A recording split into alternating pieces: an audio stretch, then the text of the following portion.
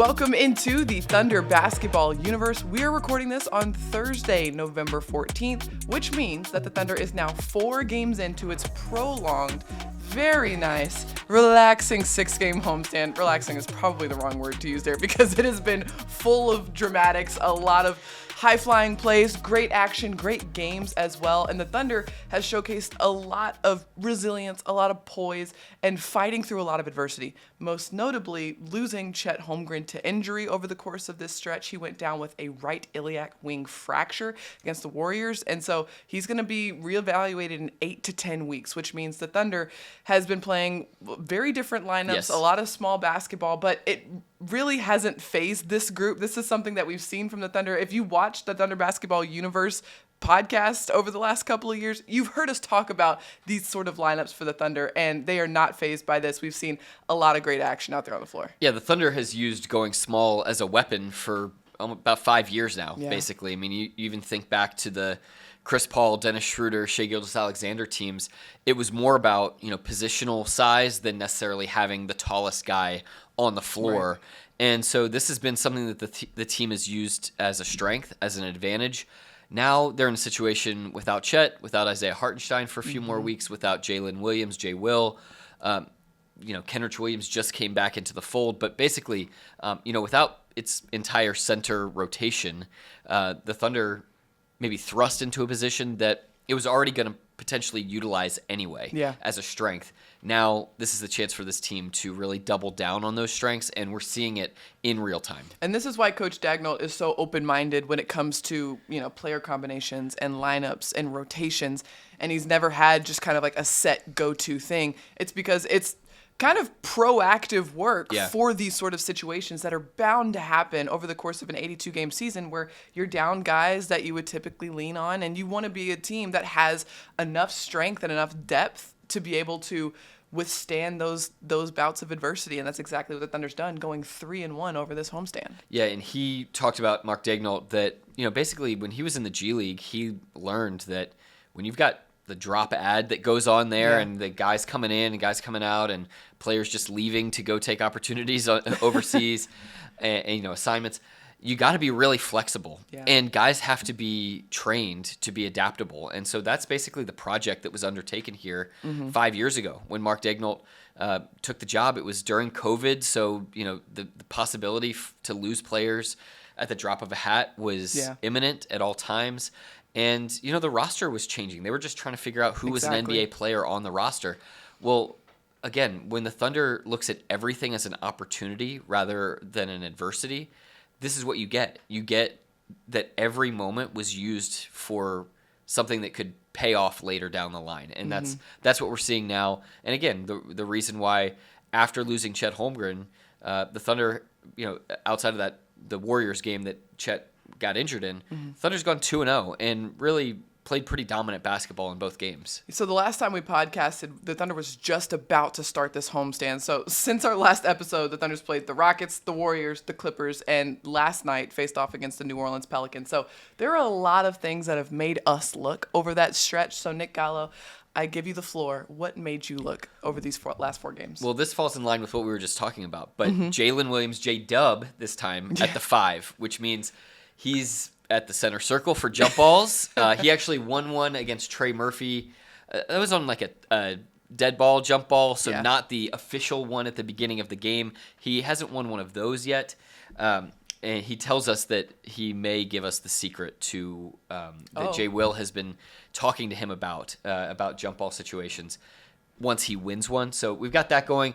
The very first game that he really had to play the 5 and kind of the full-time situation for him was against the Clippers. Who have an incredible big in Ivica Zubac. Right. Very first possession of the game, J-Dub steals the entry pass. I thought that was just really poetic for how the Thunder was going to use their quickness to combat a lack of size. The play that jumps out to me when I think of J-Dub at the 5 is the play last night against the New Orleans Pelicans. The man jumps up, blocks a shot.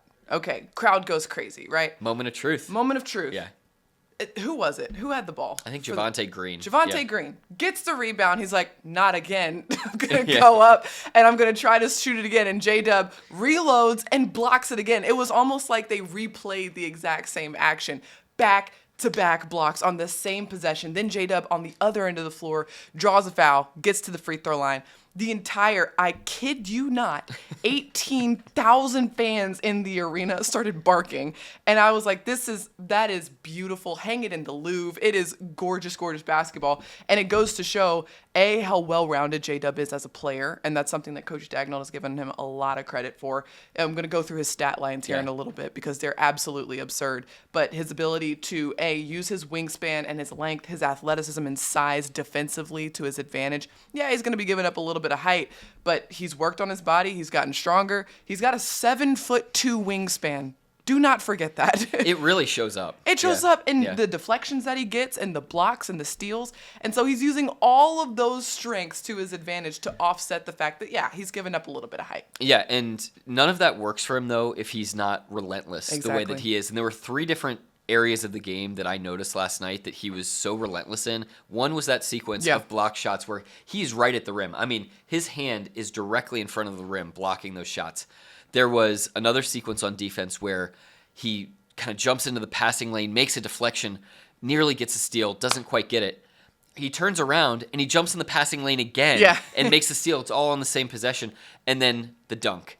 He goes up and tries to put a poster out there. He had such mean ambitions there. I mean, he came trailing into the play, missed the one-handed dunk, but he stuck with the play, ended up getting the ball back, and gets just as ferocious of a dunk. So I just thought that was really nice. There were these 3 sequences that were all J-Dub performing the same action, not quite getting the job done completely the first time, but finding a way to do it the second time. I want to go over his stats because it really tells the tale of how relentless he's being, not just defensively and holding his own at the 5, but also offensively, just being who he is.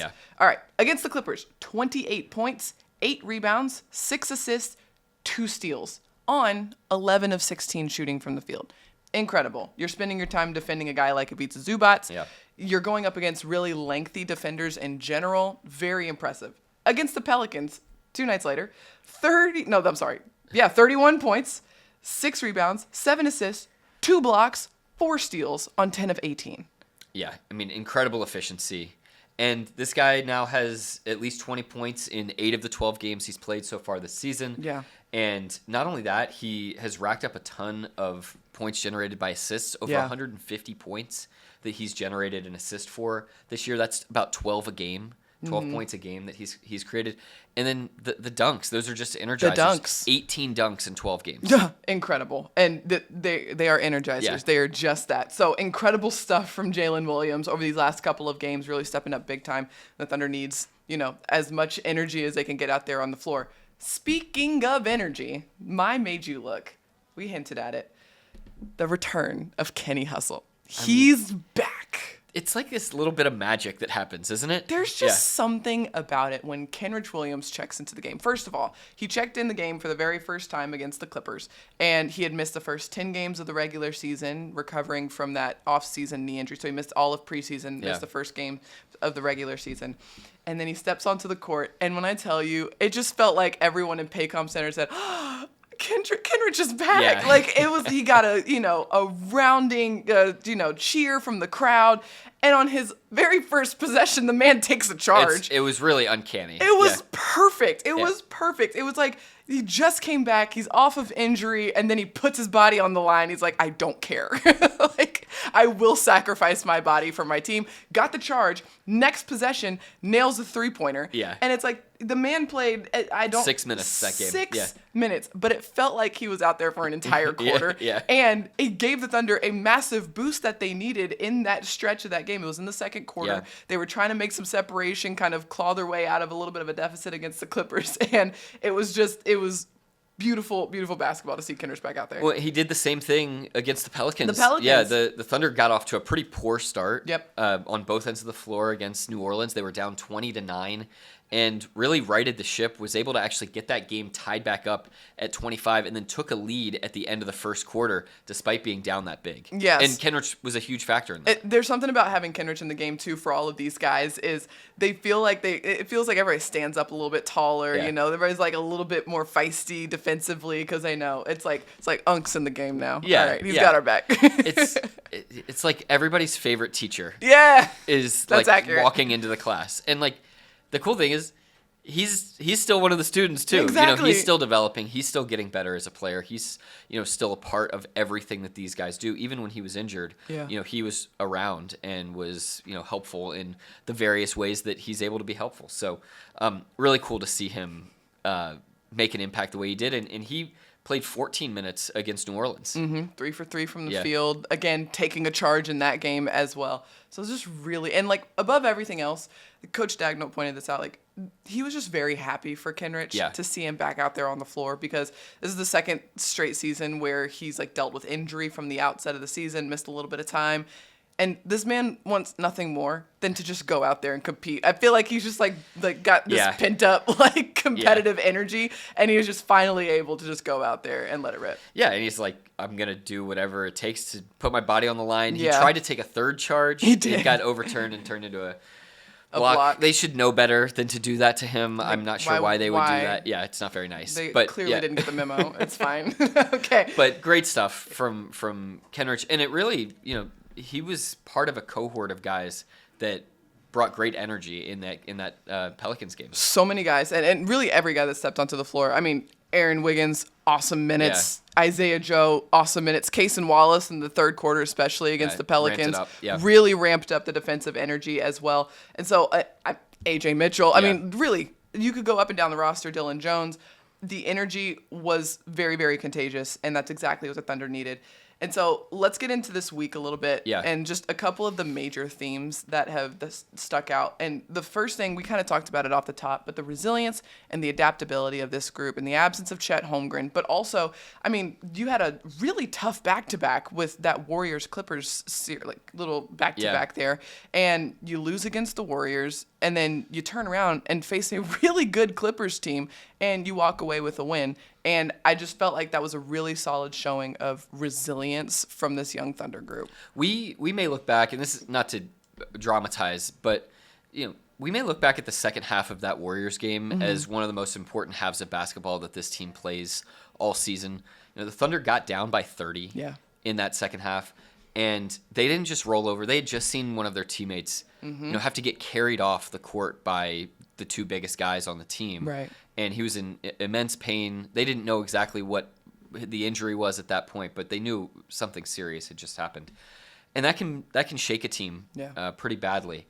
And, the Thunder got down by 30 as a result of, just having to adjust to all of that, and obviously some emotional things going on there. But they righted the ship, and they clawed back. They pulled that game to within 6 points inside the final few minutes of that game, gave themselves a chance. If one or two things go differently, one or two possessions, they get an out of bounds call, they still have a challenge in their pocket, a couple little things here, they have an opportunity to potentially win that game after being down 30. I thought the resolve and the resilience that they showed in that second half, getting contributions from guys like Dylan Jones and others who really put a jolt of energy in the team, that I think was a really great sign to this group that it's like, hey, we're okay. We're going to be We've all got right. this. Yeah. We got it. And this is something that Coach Dagnall points out a lot, is the skill set of withstanding storms, and just like being able to weather storms, course correcting in the middle of games, recognizing, having the self-awareness. We're a little off track here. Yep. We're clearly, missing a couple of pieces here, but we have what we need. We've got everything we need to be okay. And being able to course correct in the middle of games, get your mind right, get everything redirected in the direction that it needs to go, that is a very, very important skill that doesn't just show up, right? That's something you have to work on, and that's something for such a young team in this league is very impressive for them to have early on. Yeah, still the youngest team in the league, and we saw it again on Wednesday against New Orleans. Yeah. It took 2 first-quarter timeouts by Mark Dagnall to kind of get everything lined up the way that it needed to. The subs came in, and the Thunder adjusted on the fly, and the rest of the game was really, we talked about it last night, just this waterfall of defense to offense that the Thunder was able to put together that it wasn't able to get to in the first 6 minutes or so. This brings us to our second theme that has really jumped off the page for us throughout this week, and that is the fact that the Thunder's doubling down on its strengths. One of those strengths, defense. Yeah. Okay, let's get into some numbers just to back this up, because against the Pelicans, it was leaping off of the page. The Thunder had 29 points off turnovers against the Pelicans. The Pelicans just had 4. The Thunder had 34 fast break points against the Pelicans. The Pelicans just had 2. Talk about defense. Yeah. Talk about defensive energy. This is where it really shows up. The amount of extra possessions you are giving yourself offensively each night with that level of a margin, that is absurd. That is incredible. And the Thunder's doing this consistently each night. And the Thunder recognizes that there's going to be trade-offs right now to playing small. And these are trade-offs that they've been comfortable living with and thriving through over the last handful of years. They've elected to play this strategy many times before. What they're seeing is, particularly if they convert in transition off of these turnovers, your percentage chances of scoring are much, much higher if you're in a second chance, or if you're in a fast break situation off of a live ball turnover than they necessarily are on the second chance opportunity with a 14-second shot clock. And so they're really looking at kind of those trade-offs and saying, hey, if we can fly around the floor, if we can be great with our hands, if we can move our feet, if we can be in the right positions, we're going to steal enough of these possessions, literally and figuratively, that it's going to outweigh anything that we're giving up on the other end. I love what Kenrich Williams, you got a chance to talk to him after the Pelicans game, which I thought was fantastic. Great energy as always. He said, we're just flying around out there, man. Yeah. And it's so true. It kind of feels like there's 10 Thunder players on defense with the way that these guys are just flying around. And I have a couple more stats to back this up. So the Thunder, after the game against the Pelicans, announced that the team leads the league in defensive rating, steals, blocks, and turnovers forced per game. No surprise there. Not a surprise. Not a single surprise. However, another stat, this is my favorite stat now. I think I've brought it up in like 4 podcasts. Deflections. The Thunder has 4 players in the top 15 in the entire NBA in total deflections. 4. That's in the ridiculous. top 15. I'll name them off. Jalen Williams, Alex Caruso, Cason Wallace, and Lou Dort. And Caruso didn't even play the last game. Exactly. You know? And some of these guys, Caruso is like a 20-minute per game player. Cason Wallace about a 20 to 25-minute per game player. I mean, it's not like these guys have been racking up crazy numbers of minutes. I love the way that you put it. Like to be how many that many guys in the top 15. Imagine if this was any other statistical category. If this was 4 guys in the top 15 of points, people would be losing their minds. Assists. Like it would be it would be incredible. Yeah. But that's what goes to show. So like, they track deflections, but those are kind of an invisible element to the defensive end of the floor because they don't always turn into immediate turnovers or steals. Right. But they turn into disruption and lack of rhythm for the offensive team. And that just makes things my life is just so hard when someone is bobbling the ball away from you defensively. And so it's a really good testament to how this team is playing right now. Scrappy, feisty, they're hustling, they're flying all over the floor. It's kind of exhausting to keep up with everything just because these guys are constantly in motion, but it's yielded some really, really solid results defensively. There was one sequence from last night's game that really encapsulated how the Thunder can win every night, can give itself the best chance to win. It's a baseline out of bounds play for the Pelicans. Cason Wallace is defending the inbounder, and he just straight up steals the ball on the pass. He just jumps in the air. The pass comes in, and he just steals it. It's like, that's mine. And on the other end, Thunder gets a fast break. Shea hits a pull-up 3 and forces a Pelicans timeout. This is like incredible, relentless defense paired with continued player development on the offensive end and taking advantage of run-out fast break situations. Like, this is the formula right here that the Thunder can use even when they do get the reinforcements back, whenever Isaiah Hartenstein and Jay Will do come back, even when Chet Holmgren does come back later on this season, this is now something that they can go to. It's just fun to watch, too, because these guys, it looks like they're having fun defensively, too. It's like, is that yours? That's mine. I'm going to go get it. It's like a shark in water that smells blood. It's just like immediately locating the ball, go get it, find it, scrap, go out in transition. So really, really impressive stuff by the Thunder, and we kind of hinted at it, but there's multiple sources of this, right? Shai Gilgeous-Alexander is obviously going to get in the passing lanes. He's led the NBA in steals last season. He's been in the passing lane. He's been racking up those steals. J-Dub using his wingspan, getting those blocks, getting those steals.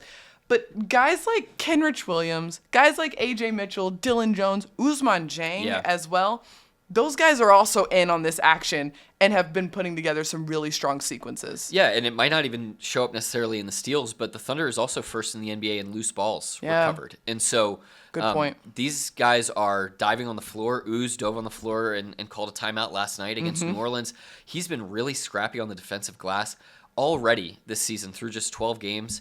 He is approaching the number of rebounds that he had last season. Wow. As a total. Wow. A.J. Mitchell pressuring full court last night. He was playing so quick on the defensive end. I mean, his feet, just those choppy feet that you want to see. Right. Really, really positive stuff on both ends of the floor from some of these guys who are still very, very young developing players. It's really important because these guys, they always had this, right? Yeah. It's always been there. They're always very competitive, very relentless. It's just when you compound this on top of the fact that, you need a little extra boost because you're down a guy and, the energy could get a little low because you're playing 3 games in 4 nights and it feels like a really compact schedule and everyone thinks that you might not have it. You might not be, it's a young team. They don't have a center. And the Thunder's like, okay, and your point? Yeah. Like, they really don't care. Yeah. They're like, we have everything that we need, and we're going to be all right. Yeah. And we can bring the hustle, the energy, the intensity, the effort, and the competitiveness every single night. And this goes to the roster construction. When Sam Presti and the Thunder front office sort of repositioned the team, there's been a clear vision that this group wants to have players that at all 5 positions, they can make decisions. Yep. They have positional size. So that doesn't mean that they're all 6'10", but it means for the position that they're able to play, that they have size, length, wingspan, but they also have really great processing ability. The Thunder can play faster inside of the actions, even inside of the half court, than anybody else on both ends of the floor. They are speeding up their opponents on defense, just like they're speeding them up on offense. And that showed up big time against the Pelicans, and it seemed like they were really frantic offensively, and the Thunder just turned up the dial on the temperature of this game. The tempo was really fast. I mentioned those 35 fast break points. Yeah. I mean, really, they wanted to play fast, and I think part of that was also recognizing the Pelicans have a lot of length defensively, and so it's like if you can get out ahead of that defense a little bit, you're going to put yourself in a really good position to score. So that's exactly what OKC did.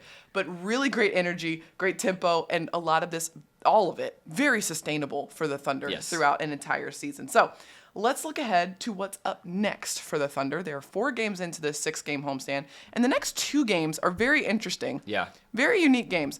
On Friday, the Thunder plays its first Emirates NBA Cup game, and that's going to be against the Phoenix Suns here at home. So you'll see that brand new, the really cool Emirates NBA Cup floor, very different. And then on Sunday is the first city night of the season for OKC, facing off against the Dallas Mavericks. And so just a reminder, the Thunder's group for the Emirates Cup is Phoenix, Utah, the Spurs, and the Los Angeles Lakers. So they're going to play each of those teams one time here, 2 games at home, 2 games on the road.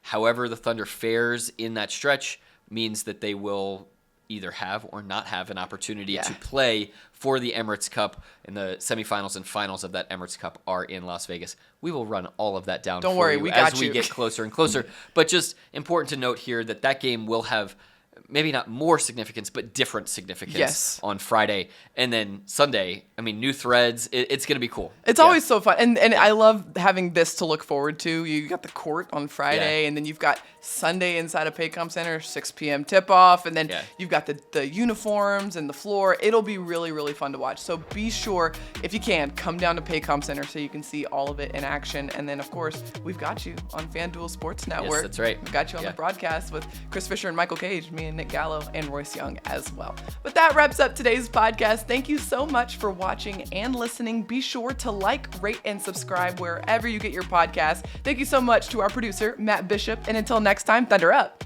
and catch you later.